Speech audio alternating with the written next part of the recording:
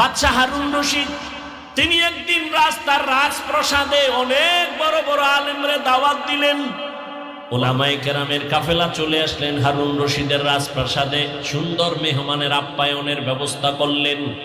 উলামায়ে কেরাম আপ্যায়িত হলেন, সব খাইয়ে লইয়া রাজপ্রাসাদে বসছেন।